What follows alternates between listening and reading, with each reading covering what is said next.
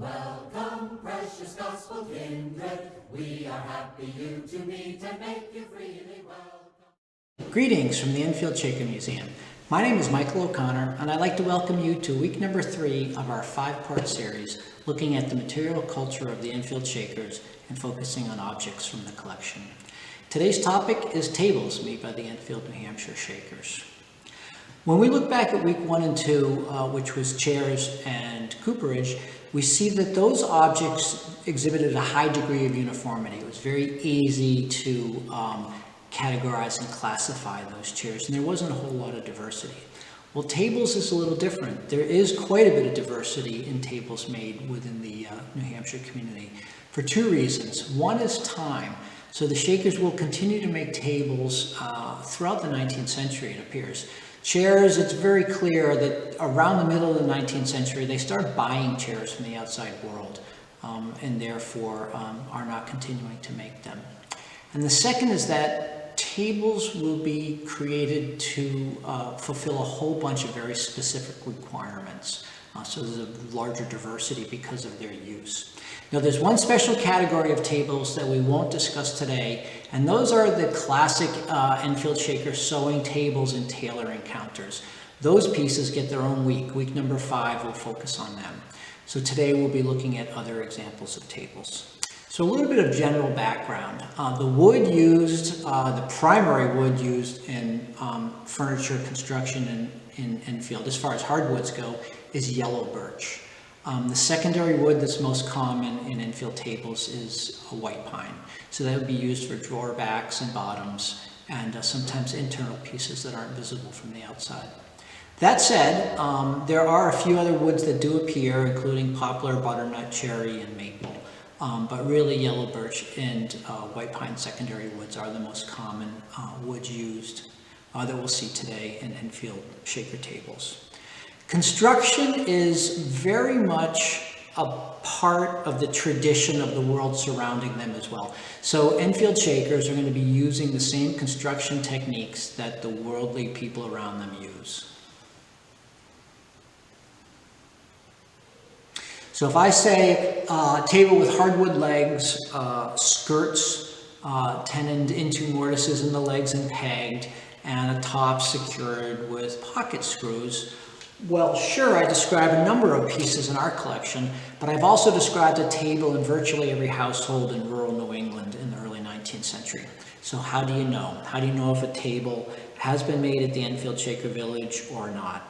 Well, primary and number 1 is provenance. The known history of the object is always crucial in our understanding exactly of where it came from.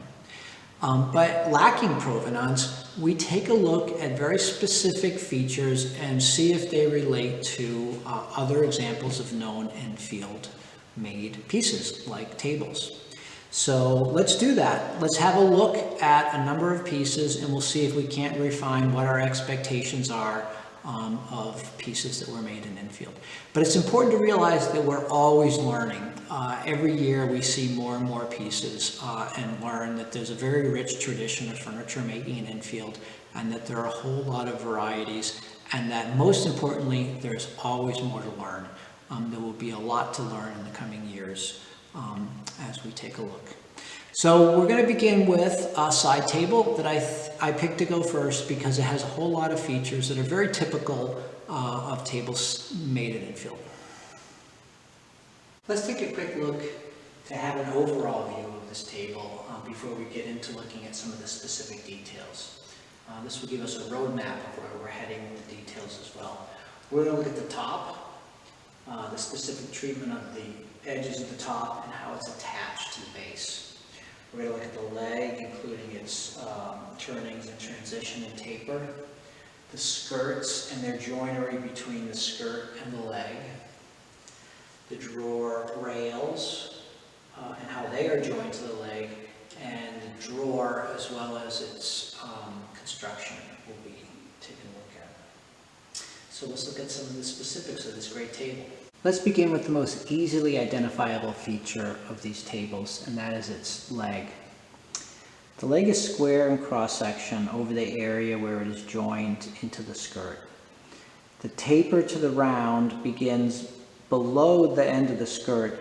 This distance can vary. It is typically not long though. This is pretty typical. The transition from the square to the round is generally not too abrupt in these Enfield tables. There are some which are kind of radically undercut, but this is a pretty typical curve. This table exhibits a classic Enfield form in that between the square and the round, there's a transition with a ring. The ring is typically not much smaller in diameter than the square above it. Viewed from a little further back, we can see the entire length of the leg and the taper from its maximum diameter just below the ring in a straight taper to the ground. These tables have, again, a relatively straight taper. There are some examples of Enfield tables with either a swell in the middle or even some with complex curves. But this relatively straight taper from wide to narrow towards the floor is pretty common. We are now viewing the back corner of the table so we can see the skirts. There are skirts on all four sides unless there's a drawer, and we'll talk about the drawer in a second. The skirt has a tenon which sits into a mortise in the leg, and in this case there are two pegs, and the pegs can be seen on either side. In this view, we're looking down the length of one of the side skirts at one of the front legs, and here's the width of the tenon extending into the front leg, and you can see there's a shoulder both on the outside and the inside. And just for reference, here's one peg, here's the other peg securing this tenon into the mortise in the leg. You can see pretty good evidence of it right here. There are a number of tables, not this one, but it is known where there's only a shoulder on the outside of the skirt and the inside would be flush with the mortise. Moving on to the top, you can see the top of this table is one board wide. It's a quite wide piece of yellow birch. The edges have gentle rounding on them on all four sides. With the drawer removed, we can look at the bottom of the top surface and see that it is attached by a number of pocket screws. There's an additional screw that screws straight through the front drawer upper rail, but the remaining 2, 4, 6 points of attachment are wood screws in pockets securing the top to the base. Moving along to the drawer rails,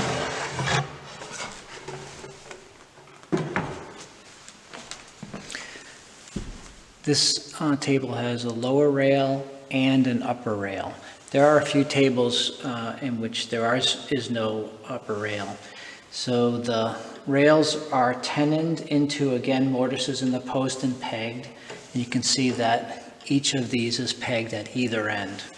Sometimes the top rail is let into an open-topped mortise that's dropped in right from above, and you can see that if the top is removed. Obviously, this one's a fully enclosed mortise. So that's a quite typical construction for an Enfield table.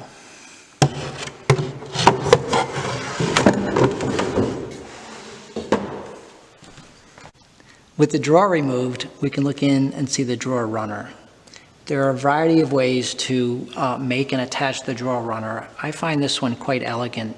It's an L-shaped piece of white pine. It's a single piece of wood that's tenoned into the front post here and the rear post back here, and this lower leg forms the bearing surface that the drawer slides on as it moves. Here's a view looking along the bottom of the drawer runner, and it's tenon inserts into the mortise in the post right here. And in this last view of the drawer opening, we're looking down the runners on either side towards the back rail. I wanted to point out that there's an upper runner, or sometimes people call this a kicker. This presses on the top of the back of the drawer so that as the drawer is retracted, it doesn't drop. It keeps the drawer level. That is secured into the top with 3 nails. Now let's look at the drawer itself. So the fronts are yellow birch and the remainder of the drawer is white pine. So there's dovetail construction both front and back, which we'll see in a second. So these are half-blind dovetails, and the drawer fronts are lipped. So this overhangs the drawer opening in the front of the table. They're molded with this quarter round on all 4 sides. But interestingly enough, the bottom edge is molded, but it's not overhung. So the bottom sits flush on the top of the drawer rail. I wanted to quickly show you a second drawer from a second Enfield side table and the consistency in the joinery on the 2 of them. And here's a quick look at the joinery, the through dovetails at the back of the drawers. And here's a view of the bottom of the drawer seen from the bottom. 1 board wide. It's let into grooves in the front and sides, and it's nailed into the back to secure it. This particular drawer has rabbets around the 3 sides, reduced to fit into the groove in the sides. There are another style is that there's a gradual taper to the bottom, but this rabbet is quite commonly seen and very typical as well. And last but not least, let's talk about the knob or the drawer pull. This is the inside of the front of the drawer. You can see that the knob is secured with a single screw. 19th century wood screws do not have sharp tips, they have blunt tips. And that's one indication to see if you have an original screw. The hole is beveled to accept the head of the screw flush. And here's the knob from the front. The knobs are very often made from some form of tropical hardwood. This is a very typical Enfield knob. The base is approximately the same diameter as the widest part of the crown of the knob. There's a hollow in between, and this beautifully thin kind of razor edge where the knob meets the drawer front is very classic. So we see these knobs in a variety of different sizes proportional to the size of the piece, from quite small knobs on petite drawers up to substantially large drawers or knobs on some large drawers. But expect to see the knob in proportion to the drawer front, and that's a very classic Enfield knob. So there's a quick tour around a classic Enfield side table. We've seen some design features and construction techniques that are pretty common on Enfield pieces. Now let's have a look at some other tables and start to see some of the diversity and other forms that were made here by the Enfield Shakers. The next piece I'd like to talk about is this great little red stand. This piece has a very interesting provenance. Previous to our acquisition, it was sold at auction in 1973 at the Johnson Estate in Enfield Center. For more information about James Willis Johnson's family, Carolyn Smith wrote an article that was published in our Friends Quarterly newsletter in 2016 entitled 3 Degrees of Separation. All of our newsletters are now online. If you go to shakermuseum.org, Shaker Studies, there's an entire section on newsletters.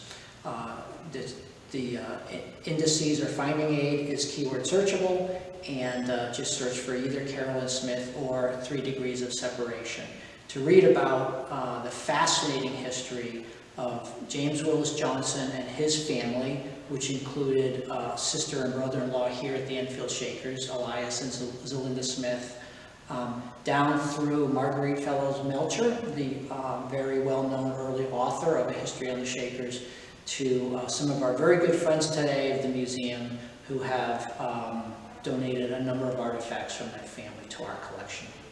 So, similar to the first table we saw, it has a single board wide top, but this one's split down the middle, and in a second we're going to find out why.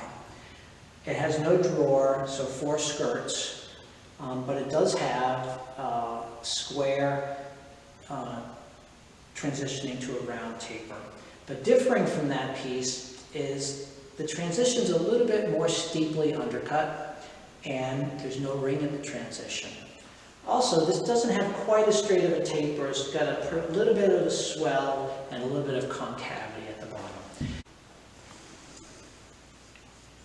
So, with the table turned upside down, we can see that the attachment method, the top is secured to the base via glue blocks. And that's why it has cracked. The glue blocks rigidly adhere the top to the skirts, not allowing for motion with seasonal changes in humidity, and a crack is a very common result of that. As is very typical too, it looks like some of these glue blocks have been moved over time. I will wager, and I should probably measure this, that these split in half squares of wood that are made into the glue blocks are the same size as the square of the leg. Don't hold me to it, but I will check on that for you sometime. And the wood is not yellow birch, but rather poplar. So we're starting to see some differences. I'm noticing here too that the tenon, where the skirt inserts into the mortise in the leg, has a shoulder only on the outside, so the inside is flush. So a few differences, some great original red paint, but again, a little bit of the start of understanding some of the variety that we can see when we look at Enfield tables. Let's shift gears for a minute and talk about this great piece. In their book, Shaker Furniture, the Andrews, describing imaginative use of furniture by the Shakers, write, long low tables, each having a tier of cupboards with panel doors below, serve in the old Enfield, New Hampshire kitchens, both as convenient receptacles for pans and pots and as movable work tables.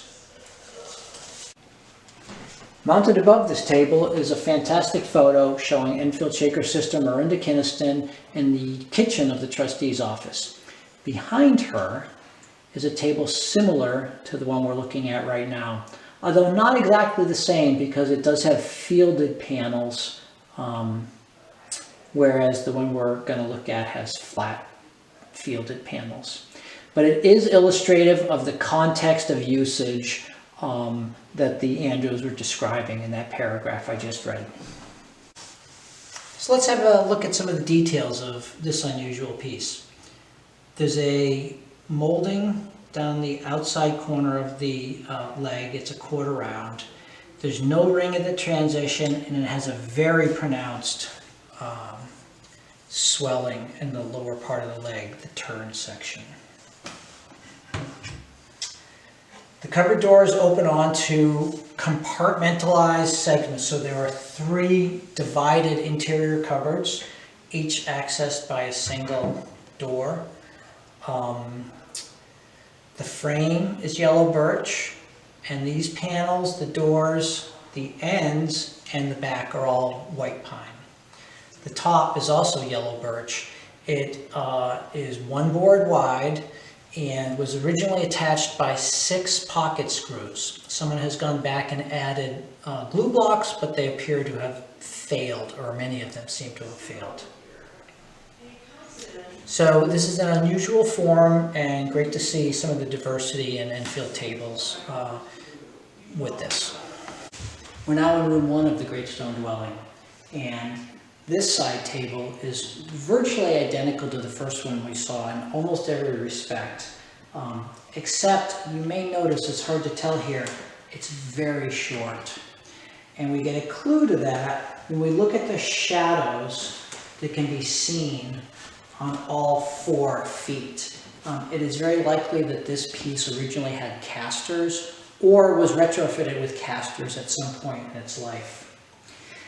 This piece does not have its original finish. It was unfortunately stripped sometime before the museum acquired it. But we have done a paint analysis on some remnants of paint we found in it. And very interestingly, the first layer of paint on this is white. The white was there long enough to become dirty before it was painted green. When it was first known by people who were familiar with in the 20th century, it was still green, although that appears to have been a second coat of green paint that had been put on it. The paint analysis is on the object's catalog record online on Past Perfect. If you'd like to read that paint report, and it's fascinating, I think, the object ID is 1993.3.143. And Susan Buck did the paint analysis, and it's an interesting history. So again, the red that we see on many of these pieces is not the only color that would have been found on tables like this here. So this one began its life as white. The next table we'll look at is from the collection of Hancock Shaker Village, generously on loan to the museum for a period of time. It's a single drop leaf table that measures in a little over 6 feet long. The table's all yellow birch. Its leg has a classic ring at the transition that we see on a number of Enfield pieces, and a real pronounced curve to the leg with a little bit of swell and a pretty substantial concavity at the bottom. Some of the most interesting features of this table are apparent underneath the extended leaf. So this method of supporting the leaf with a board that folds into the skirt and then pivots out to support the leaf is relatively common in Enfield drop leaf tables. The other thing we can see in this view is the pocket that is made for the screw that secures the main part of the top. It's the largest pocket I've ever seen. It's made by being drilled from the face, and I can see at the bottom of this flat bottom drill hole is a pilot, so it was a piloted spiral auger in all likelihood, and then this tapered section is carved out. It's a gigantic pocket for the pocket screw, and unusually it's on the outside of the skirt. The other side of this table, it's on the inside of the skirt, as is most common.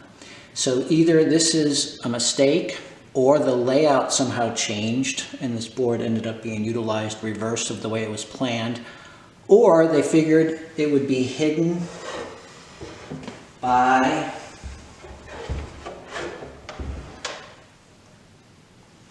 the leaf when it was in its down position. Either way, it's an unusual orientation and location for the pocket. The next table we'll look at is on display in room 3 of the Great Stone Dwelling as part of our exhibit on Enfield Shaker Rosetta Cummings. This table is yellow birch. It has 2 drawers, and each drawer has 2 pulls, which is a little different than anything we've seen so far. The secondary wood on the interior of the drawers is poplar, so again, a little different than some of the other pieces that we've seen so far.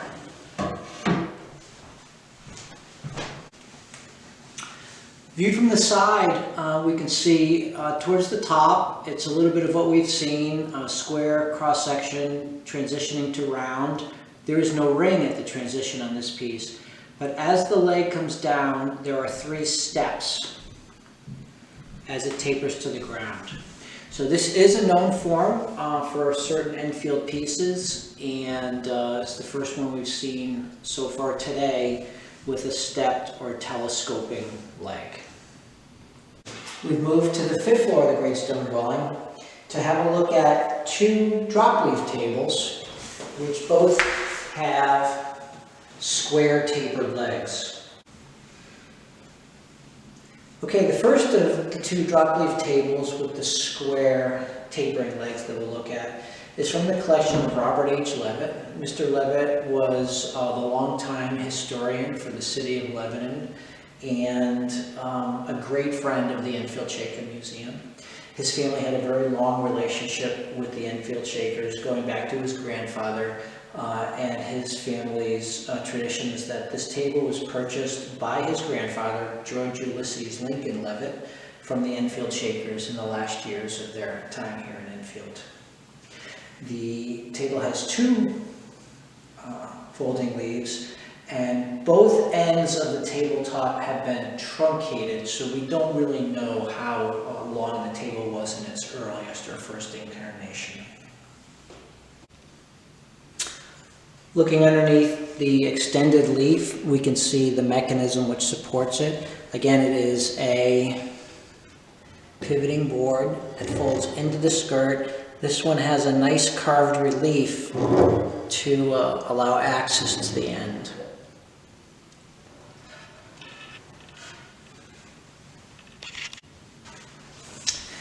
The joint between the fixed tabletop and the movable leaf is a standard rule joint in this particular table, as was the table we saw downstairs from Hancock Shaker Village. The last view I'd like to share of this table, I have the camera set up underneath the table and we're looking at the inside of the far skirt, and I wanted to show you the pocket that the screw is screwed through. So just to orient you, this is the bar that is supporting the extended leaf, and we can see in this picture 3 pocket screws at this end of the table. I find myself attracted to this feature. It has turned out as I look that this is the most highly variable feature of these tables that I've encountered so far, and I find it very interesting that there's such a variety of styles all within this certain function of creating a pocket to screw the top to the skirt by. This table, it's hard to see from the outside, also has 2 holes let into it. They look like they're after the fact. They serve some purpose. There was something attached to this table under the lid and through the skirt, but I don't know what it was. Okay, moving on to the next table. This also has square tapered legs. I'll point out that this does have a more standard relief between the leg and the skirt, and you can see it here likely as a dark shadow. One very unusual feature here is that the bottom edge of this skirt is beaded. The long side edges skirts do not have the beading, only the short ends do. So that's an unusual feature that I should point out here. This view is looking at the underside of the extended leaf at a skirt to see the mechanism that supports the extended leaf. This doesn't have a pocket carved out. You activate it by pushing on the opposite side. And you might notice that that hit a solid stop. We'll see how that is set up when we look underneath the top. Here's a view looking down the underneath the top. This is the mechanism which supports the leaf. And when I move it, you can see that there's a peg extending down that engages a recess in the mechanism. So it provides a positive stop for the leaf. And we can also see, again, the design of the pocket screws. This table is very interesting. There are no pocket screws in the back skirt. There are 2 placed towards the back on the side skirts and several in the front skirt. So they're asymmetrically placed, and I find that to be interesting as well. But the most interesting feature of this table, of course, is this added set of drawers on the top. The wood is cherry. The drawers have quite large size Enfield pulls for the size of the drawers. And the interior wood of the drawers, the secondary wood is poplar. It's got an interesting trim to the field of this backstop here that sits proud of the board. There's a notch cut into the top that this sets into and was once screwed. It came to us without screws, but we can see that at one point it was screwed firmly onto the top. So the table is yellow birch, as we have come to expect, but this is a different wood in that it's cherry. I should also point out that the leaf here does not have a rule joint. It's merely a butt joint, and that it comes up with a bit of a gap when it's horizontal. The next table we'll look at is a small stand, to me very reminiscent of the poplar stand we saw that was purchased at the James Willis Johnson estate in 1973 that we looked at earlier. Although this piece is entirely yellow birch, it's quite solidly constructed. One piece top, it has very nicely molded edge, rounded edge, whereas that other table did not, and no ring at the transition, but quite a straight taper down to the ground. Here's a view of the bottom of the table. So the top is secured with numerous glue blocks. Can you see that several of them have been moved over time? Also, the joints are opening up in several places between the skirts and the legs. This is not pegged, so the tenon in the skirt is not pegged into its mortise in the leg, allowing this motion to occur. I find it interesting that the movement appears to all have taken place across the grain of the top, not along the grain. These sides are still fine. So that's possibly a result of forces exerted by the changing dimensions of the top with seasonal changes in humidity. Let me also point out how substantially thick these skirts are. Again, this table is entirely yellow birch. It's small, but it's quite solid. One last table that I'd like to share with you before we head downstairs. This table is one of those unique artifacts that have remained on the site continually since the Shakers left in 1923. This table is quite sturdy, although not tall. It's all maple, very thick skirts, as well as quite tall. The leg at the transition has the ring, but very little taper to the ground, so there's a solidity and mass of the leg all the way to the ground. There's a unique construction here where there's a curve cut into the wide leg that ends at the bottom of the skirt, and that's something I haven't seen on any other Enfield pieces. This is clearly a special purpose-built table. We don't know what its purpose was, but it's a good example of the diversity of tables that we have in our collection here at the museum. Last, but certainly not least, here we are in the dining room of the Great Stone Dwelling to have a look at the dining room table. 21 feet, 6 inches long, 3 feet wide. This table seats 20 people.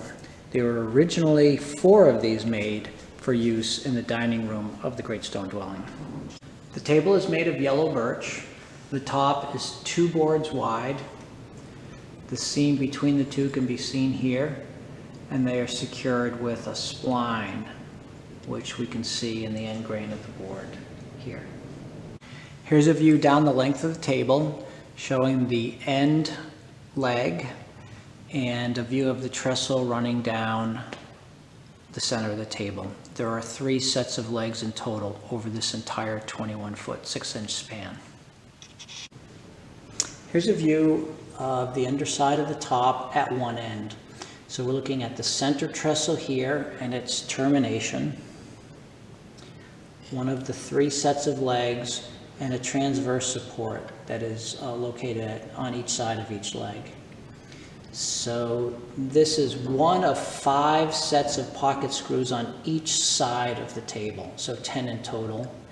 And the top is also secured with screws at 2 places on each of these transverse supports. These intersections all have a small piece of molding like you see here. So on all 3 legs, on all 4 corners, they're present. I don't know if they're original or not, but they're at each location. And then while we're here, here's a look at a set of drawer runners. So a drawer would slide in here. It's suspended under the top of the tabletop. There are 5 sets of drawer runners on this side of the table, but none on the other side.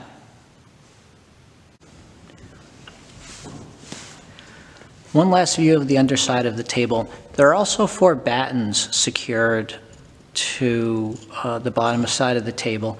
They appear, instead of being structural, to be helping keep the tabletop flat. The 2 interior ones do go through the center trestle, but they do not appear to be attached to it. And the outside 2 are outside of the termination of the center trestle. So we're also seeing here one of the other sets of drawer runners butted up against this particular batten. And the battens do appear to be original to the table. The dining room table is a great place to finish. I hope you've enjoyed this look at tables made by the Enfield, New Hampshire Shaker community. Thank you for joining us today.